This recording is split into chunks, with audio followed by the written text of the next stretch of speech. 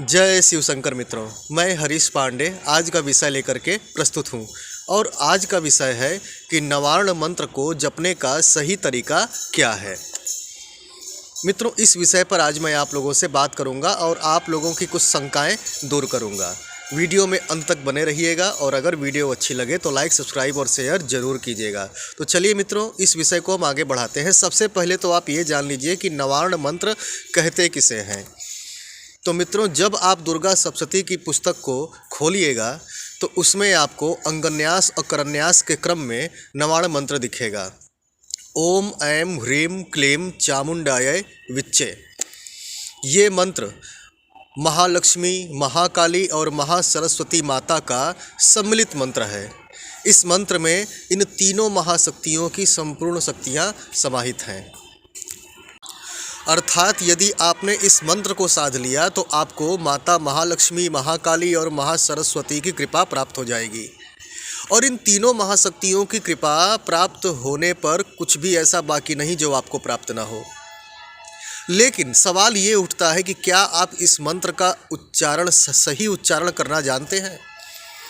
मुझसे किन्हीं भाई ने, किन्हीं सज्जन ने प्रश्न किया था इसके उच्चारण के संबंध में, तो मैं आज आपको एक बात क्लियर कर दूं। मित्रों, साधक दो प्रकार के होते हैं।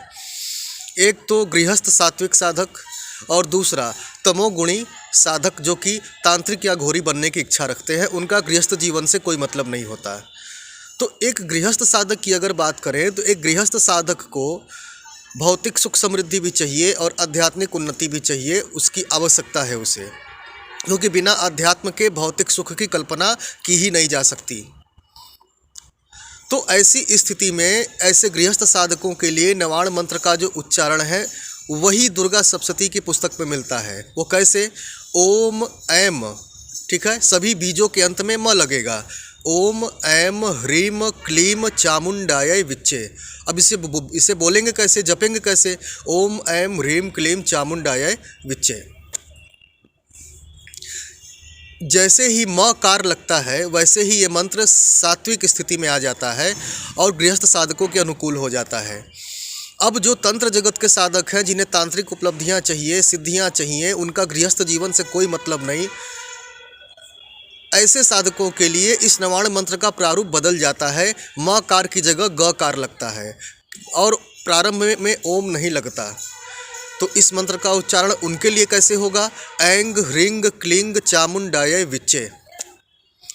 जैसे ही ग कार लगता है इस मंत्र में तीव्र शक्ति आ जाती है, जो कि गृहस्थ साधकों के लिए अनुकूल नहीं है। तो गृहस्थ साधक जब भी इस मंत्र का जप करेंगे म कार लगा के ओम ऐं ह्रीं क्लीं चामुंडाय विच्चे। ठीक है, इस बात में आपको कोई कन्फ्यूजन नहीं होना चाहिए। ठीक है, दूसरे लोग कैसे जप कर रहे हैं, कैसे उच्चारण कर रहे हैं, उसे सुन करके आप कंफ्यूज मत होना। आप आज से कन्फर्म हो जाइए कि ये गृहस्थ साधक के लिए ये ऐसे ही होगा। बस दो टूक में सब। और अंत में आपसे एक बात कहूँगा कि प्रत्येक गृहस्थ साधक को प्रतिदिन शक्ति मंत्र की एक माला जप करनी चाहिए। और शक्ति मंत्र में सबसे प्रमुख दो मंत्र हैं। या तो आप नवार्ण मंत्र का जप कर लीजिए, ओम ऐं ह्रीं क्लीं चामुंडाय विच्चे, अन्यथा आप ओम दुम दुर्गाय नमः का जप कर लीजिए।